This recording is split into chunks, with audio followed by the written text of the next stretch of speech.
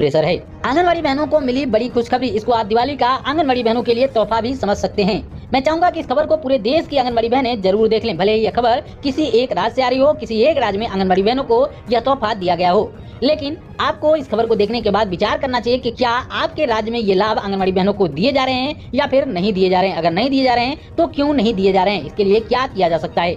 आइए सबसे पहले खबर की हेडलाइन देखते हैं। यहाँ पर देख सकते हैं कि तेलंगाना के आंगनवाड़ी कर्मियों के फैसला कुल संघर्ष के बाद सरकार अंततः सेवानिवृत्ति का लाभ देने को सहमत हो चुकी है। जी हाँ, इस खबर के हेडलाइन से ही आपको काफी बातें समझ में आ गई होंगी कि यह खबर तेलंगाना की है और आंगनवाड़ी बहनों को रिटायरमेंट पर लाभ देने को लेकर यह खुशखबरी आंगनवाड़ी बहनों को दी गई है। तो आइए देखते हैं कि कितने रुपए की धनराशि आंगनवाड़ी बहनों को रिटायरमेंट के बाद यहाँ पर दी जाएगी।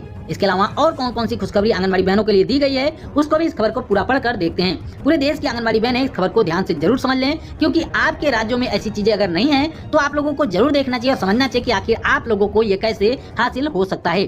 खबर को डिटेल से बताने से पहले आपको बता दें कि तेलंगाना में भी आगामी 30 नवंबर को चुनाव होने वाले हैं। तो चुनाव से पहले सरकार ने आंगनवाड़ी कर्मियों के लिए यह बड़ी सौगात देने का ऐलान किया है। आपको बता दें इससे पहले चुनाव के दौरान ही, जैसा कि आप सभी को पता है कि मध्य प्रदेश के साथ साथ झारखंड में भी छत्तीसगढ़ में भी, छत्तीसगढ़ के साथ साथ राजस्थान में भी, इसके अलावा तेलंगाना में भी चुनाव होने वाले हैं। तो इन तमाम राज्यों में चुनाव को देखते हुए आंगनवाड़ी बहनों को तोहफे दिए गए हैं, खुशखबरी दी गई है। हाँ, कुछ राज्यों में अच्छी खबर है तो कुछ राज्यों में केवल तोहफे के नाम पर आंगनवाड़ी बहनों को चूरन थमा दिया गया है, वो बात अलग है। लेकिन चुनाव से पहले तमाम राज्यों की सरकारों के द्वारा आंगनवाड़ी बहनों के लिए कुछ न कुछ ऐलान जरूर किया जा रहा है। आपको ये भी बता दें कि इसी चुनाव को लेकर बीएसपी, जो कि बहुजन समाज पार्टी है, मायावती जी की पार्टी है, उन्होंने भी ऐलान किया हुआ है कि आंगनवाड़ी बहनों को दोगुना मानदेय देंगे और सरकारी कर्मचारी का दर्जा दे देंगे। यानी कि वादा भी किया गया है चुनाव को लेकर कि अगर उनकी सरकार बनती है तो आंगनवाड़ी बहनों के लिए वो क्या करेंगे। यानी कि चुनाव का समय आते ही आंगनवाड़ी बहनों की याद तमाम पार्टियों को सताने लगी है और आंगनवाड़ी बहनों की हितैषी सभी पार्टियां बनने लगी हैं। फिर भी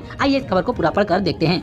बताया गया है कि तेलंगाना राज्य सरकार अंततः सेवानिवृत्ति का लाभ देने पर सहमत हो गई है। आगे बताया गया है कि आंगनवाड़ी शिक्षकों को यानी कि आंगनवाड़ी सेविकाओं को 2 लाख रुपए और आंगनवाड़ी सहायिकाओं को 1 लाख रुपए राज्य सरकार देगी। यानी कि आंगनवाड़ी सेविका सहायिकाएं जब रिटायर होंगी तो आंगनवाड़ी सेविकाओं को 2 लाख रुपए की धनराशि दी जाएगी राज्य सरकार के द्वारा और आंगनवाड़ी सहायिकाओं को 1 लाख रुपए की धनराशि जो है वो दी जाएगी। इसके अलावा बताया गया है कि राज्य सरकार के द्वारा आज से मानदेय में 5% की बढ़ोतरी भी की गई है। जी हाँ, आंगनवाड़ी सेविका सहायिकाओं के मानदेय में 5% की बढ़ोतरी करने का भी ऐलान किया गया है, जिसके बाद अब आंगनवाड़ी सेविकाओं को 13,650 रुपए का मानदेय मिल पाएगा। वहीं पर आंगनवाड़ी सहायिकाओं को 8,000 रुपए का मानदेय मिल पाएगा। इसके बाद बताया गया है कि एटक और सीटू द्वारा गठित संयुक्त कार्रवाई की समिति में 11 सितंबर 2023 से राज्य भर में आंगनवाड़ी कार्यकर्ताओं और सहायिकाओं की अनिश्चितकालीन हड़ताल चल रही थी, जिसके बाद सरकार ने यह महत्वपूर्ण निर्णय लिया है। यानी कि लगभग 1.5 महीने के हड़ताल के बाद आंगनवाड़ी सेविका सहायिकाओं को यह तोहफा दिया जा रहा है। यह तोहफा दिवाली से पहले दिया जा रहा है तो इसको आप दिवाली का तोहफा भी कह सकते हैं, या फिर चुनाव से पहले तोहफा दिया जा रहा है तो चुनावी तोहफा भी आंगनवाड़ी बहनों के लिए कह सकते हैं। इसके अलावा आपको बता दें कि कौन कौन से राज्यों में आंगनवाड़ी बहनों को सेवानिवृत्ति पर कितनी राशि दी जाती है, इसके संबंध में हमने आपके लिए एक वीडियो तैयार की हुई है, जिसमें आपको बता दें कि पश्चिम बंगाल आंगनवाड़ी सेविकाओं को 3 लाख रुपए की धनराशि देती है रिटायरमेंट के बाद। वहीं साथ ही सहायिकाओं को 1.5 लाख रुपए की धनराशि जो है वो रिटायरमेंट के बाद दी जाती है। इसी प्रकार से तमाम राज्यों में आंगनवाड़ी सेविका सहायिकाओं को रिटायरमेंट के बाद धनराशि दी जाती है। लेकिन उत्तर प्रदेश, बिहार जैसे राज्य हैं जहाँ पर आंगनवाड़ी सेविका सहायिकाओं को रिटायरमेंट पर 1 फूटी कौड़ी भी नहीं दी जाती है।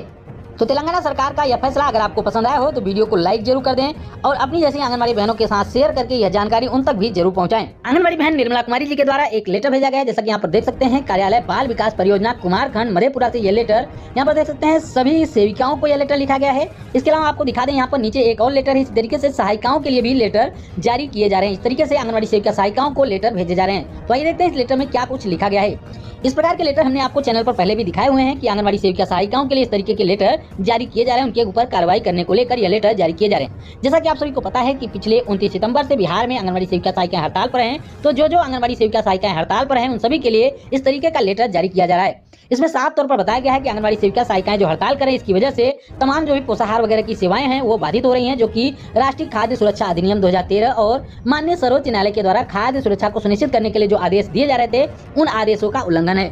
उसके बाद साफ तौर पर लिखा गया है कि अतः 24 घंटे के अंदर, यानी कि लेटर मिलने के 24 घंटे के अंदर आपको काम पर वापस लौटना है। अगर आप काम पर वापस नहीं लौटती हैं तो आपके ऊपर कार्रवाई की जाएगी। तो यहाँ पर देख सकते हैं 30 तारीख को ये लेटर जारी किया गया है।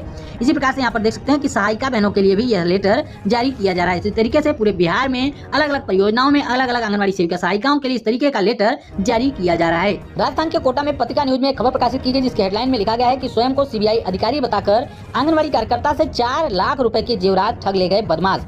तो इस तरीके की घटनाएं जब भी होती हैं, कहीं पर होती हैं, खास करके आंगनबाड़ी सेविका सहायिकाओं के साथ, तो हम आपको उसके बारे में जरूर बताते हैं क्योंकि आप लोगों को सतर्क करना चाहते हैं, क्योंकि ऐसी घटनाएं आपके साथ भी हो सकती है। इससे पहले आप लोगों को सतर्क रहना है।